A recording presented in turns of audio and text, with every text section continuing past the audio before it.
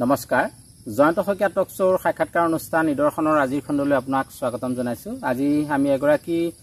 প্ৰবীণ ক্ৰীড়াবিদ ফুটবল খেলুৱৈ লগতে অসম ফুটবল সন্থাৰ এগৰাকী স্বীকৃতিপ্ৰাপ্ত ৰেফাৰী উত্তম বৰুৱাৰ সৈতে আলাপ আলোচনা কৰিবৰ কাৰণে মই তেখেতক আমন্ত্ৰণ কৰি আনিছোঁ। তেখেত বৰ্তমান জাগি MV স্কুলৰ ভাৰপ্ৰাপ্ত প্ৰধান শিক্ষক। মই বৰুৱা ডাঙৰীয়াক আমাৰ অনুষ্ঠানলৈ স্বাগতম জনাইছোঁ। নমস্কাৰ। হয়, আমি আজি ক্ৰীড়াৰ লগত জড়িত আৰু বিশেষকৈ ফুটবলৰ লগত জড়িত বিভিন্ন কথা তেখেতৰ জীৱনত সংঘটিত হোৱা দুই এটা কথাৰ লগতে সাম্প্ৰতিক খেলৰ দুই এটা কথা পাতিবলৈ আমি তেখেতক আমন্ত্ৰণ কৰি আনিছোঁ। আৰু প্ৰথমে মই বৰুৱা ডাঙৰীয়াক সুধিব বিচাৰিছোঁ, তেখেত জন্ম আৰু শিক্ষা ক'ত আহৰণ কৰিছিলে আৰু পৰৱৰ্তী পৰ্যায়ত তেখেতে ক্ৰীড়াৰ প্ৰতি কেনেদৰে আকৰ্ষিত হৈছে এই কথাখিনি আমি জানিম। হয়, মোৰ 1969 চনত জাগিতে জন্ম হৈছিলে। প্ৰথম প্ৰাথমিক শিক্ষা মই জাগি MV স্কুলতে লৈছিলোঁ। হাইস্কুলীয়া শিক্ষা জাগি চকী হাইস্কুল আৰু হায়াৰ ছেকেণ্ডেৰী লেভেলত জাগি উচ্চতৰ মাধ্যমিক বিদ্যালয় আৰু কলেজ হ'ল জাগিৰোড মহাবিদ্যালয়। তাতেই মই মোৰ শিক্ষা আহৰণ কৰিছিলোঁ। আৰু সেই বিদ্যালয় বা মহাবিদ্যালয় পঢ়ি থকা সময়খিনিতেই চাগে আপুনি খেলৰ প্ৰতি হ'ল স্কুলত ধৰক হায়াৰ ছেকেণ্ডেৰী যেতিয়া পঢ়িছিলোঁ তেতিয়াই তাত হায়াৰ ছেকেণ্ডেৰীবিলাকত ফুটবল ক্লাছ ৱাইজ ফুটবল পাতে, তাত অংশগ্ৰহণ কৰিয়ে তাৰ পৰাই আৰম্ভ কৰিলোঁ। তাৰপিছত ইণ্টাৰ কলেজ খেলিলোঁ। তেনেকৈ খেলৰ ফুটবলত মই লাহে লাহে উন্নতি হৈ আহি মৰিগাঁও প্ৰত্যেক জিলাতে মানে হেৰি পাতে, আন্তঃ ক্লাব ফুটবল প্ৰতিযোগিতা পাতে, তাত অংশগ্ৰহণ কৰিলোঁ আৰু তাতেই চিলেকশ্যন কৰে আন্তঃ জিলা ফুটবল প্ৰতিযোগিতালৈ। তাত মই নিৰ্বাচিত হৈ প্ৰথম লখিমপুৰ ঢকুৱাখানাত খেলিলোঁ। তাৰপিছত বৰপেটা, কোকৰাঝাৰ, শিৱসাগৰত মই ৰোহিতেশ্বৰ শইকীয়া স্বৰ্ণকাপ ফুটবল প্ৰতিযোগিতাত খেলিলোঁ। গুৱাহাটীৰ লীগত অংশগ্ৰহণ কৰিছোঁ ছানৰাইজ ক্লাবৰ হৈ। তাৰোপৰি নগাঁও, ডিব্ৰুগড় এনেকৈ বিভিন্ন ঠাইত মই মৰিগাঁও জিলা হৈ প্ৰতিনিধিত্ব কৰিছিলোঁ। আৰু ফুটবলৰ লগত আৰু আপুনি কি খেলিছিলে? ফুটবলৰ লগত মই মাৰাথান দৌৰ খেলিছিলোঁ। এই গোপাল শাস্ত্ৰী মাৰাথান দৌৰ প্ৰতিযোগিতা আমাৰ গুৱাহাটীত পাতে সদৌ অসম, তাত অংশগ্ৰহণ কৰিছিলোঁ। তাৰোপৰি আমাৰ জিলাৰ বিভিন্ন ঠাইত মই এই মাৰাথান দৌৰত অংশগ্ৰহণ কৰিছিলোঁ। আপুনি যিটো সময়ত খেলা ধূলা কৰিছিলে সেই সময়ৰ খেলা ধূলাৰ পৰিৱেশ আৰু আজিৰ তাৰিখৰ যিটো পৰিৱেশ কেনেধৰণৰ আপুনি এটা আমি যিখিনি সময়ত খেলিছিলোঁ সেই আন্তঃগাঁথনিটো মুঠেই ভাল নাছিল। ক্ৰীড়াৰ প্ৰতি মানুহৰ মন আছিল। আন্তঃগাঁথনি যদিও বেয়া, কিন্তু মানুহবিলাকৰ খেলৰ প্ৰতি বহুত আগ্ৰহ আছিলে, উৎসাহ আছিল। হয়, আমি যেতিয়া ফুটবল খেলিছোঁ মানুহ ক'তো একটো ফিল্ডত নধৰা হৈ থাকে। কিন্তু এতিয়া বহুত কম হৈছে। অকল ফুটবল বুলিয়ে নহয়, যিকোনো খেলৰ প্ৰতি আগ্ৰহটো যথেষ্ট আছিলে।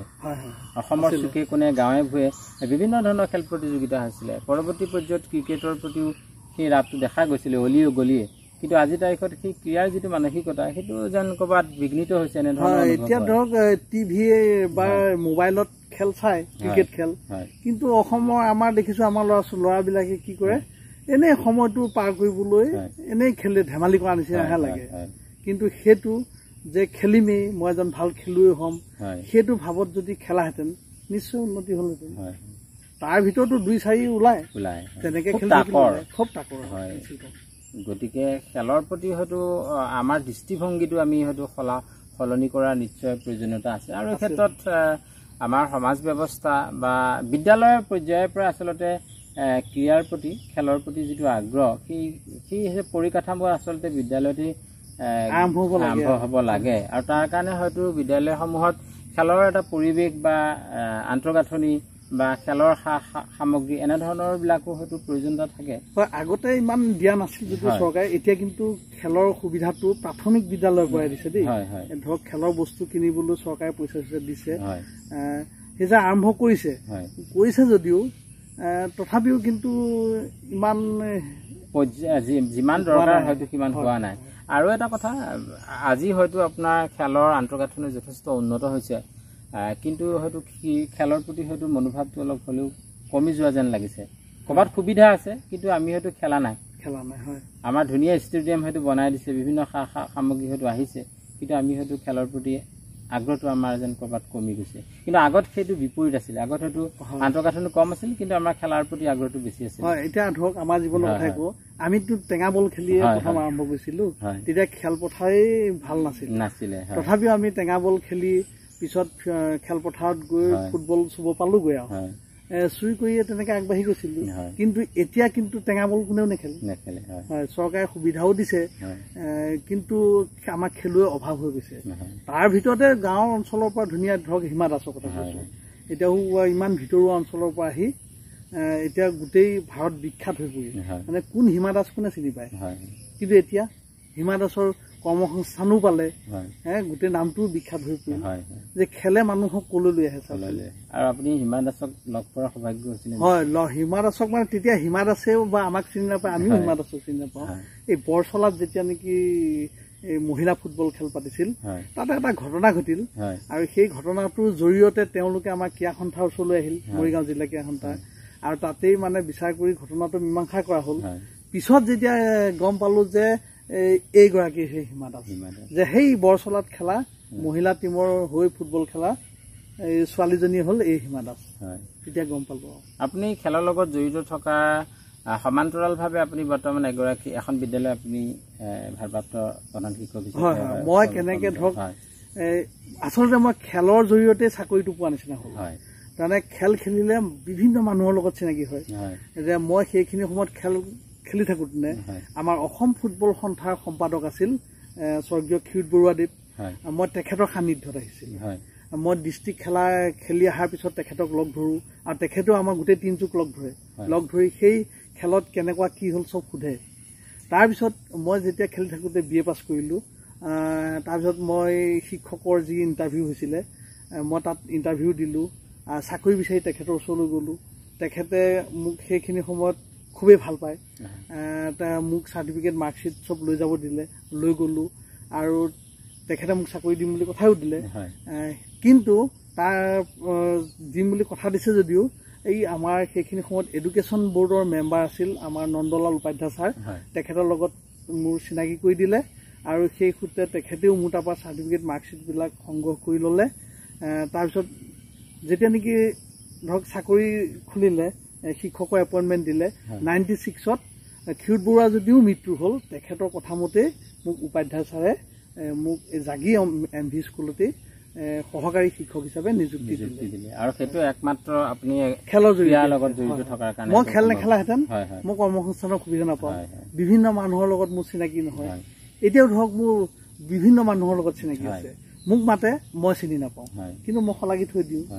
আপুনি কি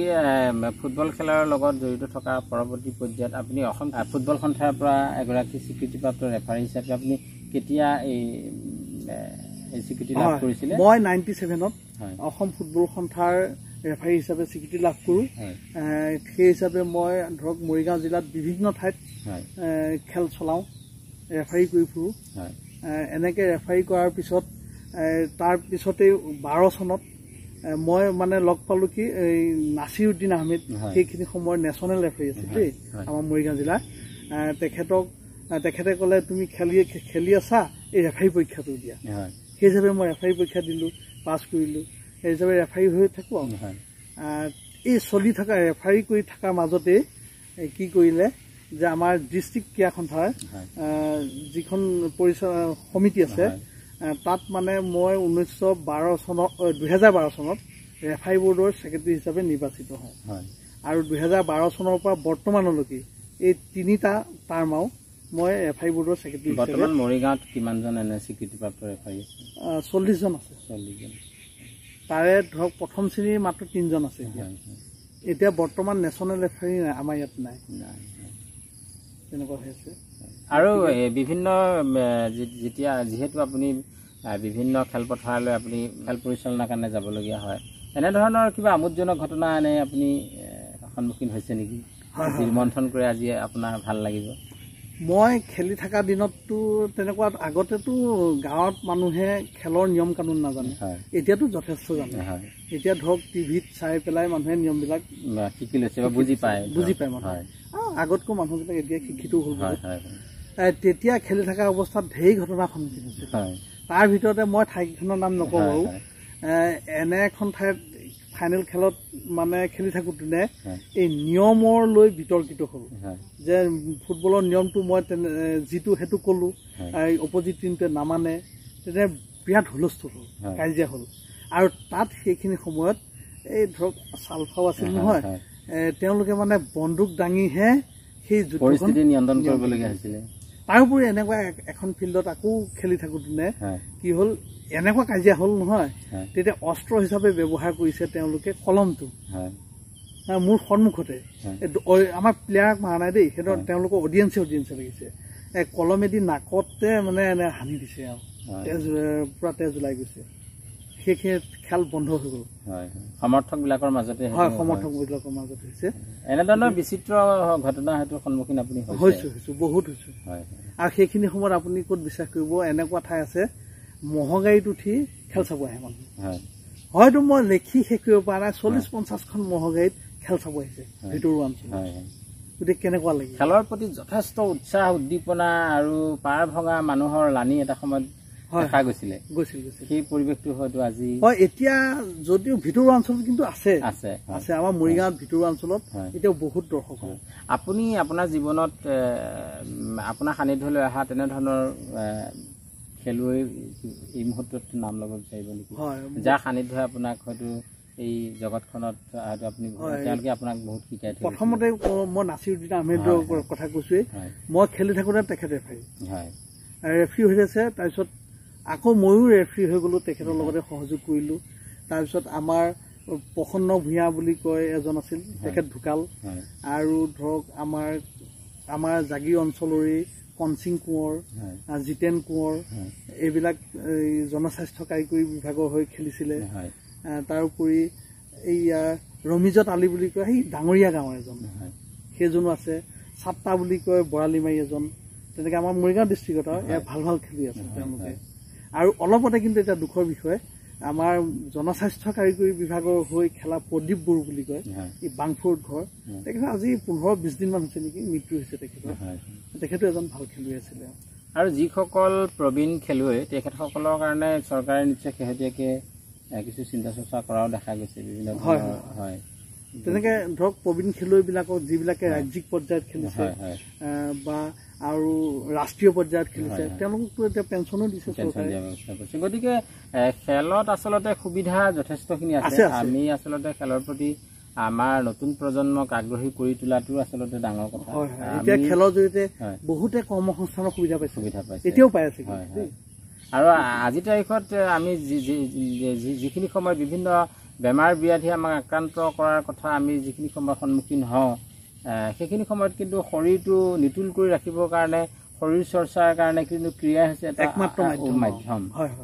গতিকে আমি ক্ৰীড়াৰ প্ৰতি হয়তো আমি উভতি যাব লাগিব আমি যি ধৰণৰ আমি শাৰীৰিক বা বিভিন্ন ধৰণৰ বেমাৰ ব্যাধিৰ যিটো আমি প্ৰত্যাহ্বানৰ সন্মুখীন হৈছোঁ এই মুহূৰ্তত হয়তো ক্ৰীড়াৰ বিকল্প হয়তো নাই আমি খেলা ধূলা কৰাৰ হয়তো বিকল্প নাই স্বাস্থ্যটো সুৰক্ষিত বা আমাৰ ইমিউনিটি ধৰি ৰাখিবৰ কাৰণে বঢ়াবৰ কাৰণে আমি নিশ্চয় খেলৰ প্ৰতি আকৌ আমাৰ সেই আগ্ৰহটো এতিয়া ধৰক আমাৰ যে কিছুমানে মৰ্ণিং ৱাক কৰে বা দৌৰে কেতিয়া কৰে জানে যেতিয়া নেকি ধৰক চুগাৰ হ'ল বেমাৰ পিছতহে প্ৰেক্টিচ কৰে তাৰ আগলৈ সেই সজাগতাটো আমাৰ নাই তাৰ আগতে যদি আমি সজাগ হলোহেঁতেন নহওঁতেনে হ'ব লাগে তেতিয়াহ'লে আমি তাৰ পৰা হাত সাৰিব পাৰোঁ কিছু হ'লেও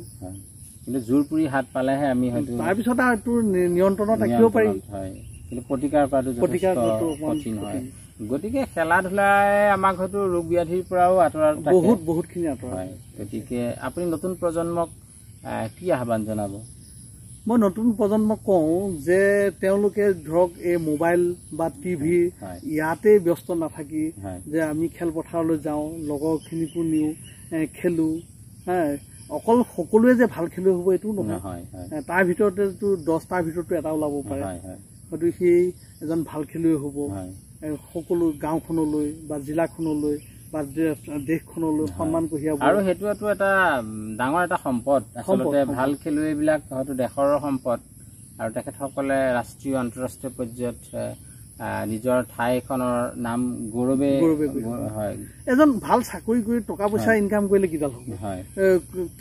চলিব পাৰিম হয় বা আমাক কিমান মানুহে চিনি পাব কিন্তু এজন খেলুৱৈ হওক হা এতিয়া ধৰক আমাৰ ক্ৰিকেট টিমৰ ধৰক এতিয়া শচীন তেণ্ডুলকাৰ বা বিৰাট কোহলিকে আদি কৰি সৰু সৰু ল'ৰা ছোৱালীয়ে সকলোৱে চিনি পায় হয় কিয় চিনি পালে তেনেকুৱাতো ঢেৰ মানুহ আছে গতিকে আচলতে ক্ৰীড়াৰ যথেষ্ট শক্তি আছে আছে ক্ৰীড়া বা সাংস্কৃতিক দিশ এইকেইটা দিশত গ'লে মানুহ সঁচাই পপুলাৰ হৈ পৰিব ভাল হ'ব আৰু ধন ঐশ্বৰ্য খ্যাতি যশস্যা সকলো ফালৰ পৰা আচলতে বাট মুকলি আছে সকলো ফালৰ পৰা হয়তো এই খ্যাতি যশস্যা সকলো ফালৰ পৰা আহিব যদি আমি নিজকে উৎকৰ্ষ সাধন কৰোঁ আৰু আগুৱাই যাবলৈ চেষ্টা কৰোঁ গতিকে এইখিনি সময় আপুনি আমাক দিলে আজি আপোনাৰ জীৱনৰ কিছু অভিজ্ঞতা ৰোমন্থন কৰিলে ক্ৰীড়াৰ কিছু কথা আমি পাতিলোঁ আপুনি সমাজলৈ এটা বাৰ্তা প্ৰদান কৰি গৈছে যিহেতু আপুনি এগৰাকী ভাল ফুটবল খেলুৱৈ হিচাপে আপোনাক 10জনে জানে আপোনাৰ এটা জনপ্ৰিয়তা আছে এগৰাকী ৰেফাৰী হিচাপে আপুনি সুদীৰ্ঘ দিন ধৰি আপুনি বিভিন্ন খেলা ধূলা পৰিচালনা কৰি আহিছে গতিকে আপোনাৰ উদাহৰণেৰে আমাৰ ভাবি প্ৰজন্মই যাতে বাদ বোলে তাৰে আশাৰে এইখিনি সময় আপুনি আমাক দিয়াৰ বাবে আপোনাক পুনৰবাৰ ধন্যবাদ জ্ঞাপন কৰি আমাৰ অনুষ্ঠান নিদৰ্শন জয়ন্ত শইকীয়া টক শ্ব'ৰ সাক্ষাৎকাৰ অনুষ্ঠানৰ পৰা আজিলৈ মেলানি মাগিছোঁ ধন্যবাদ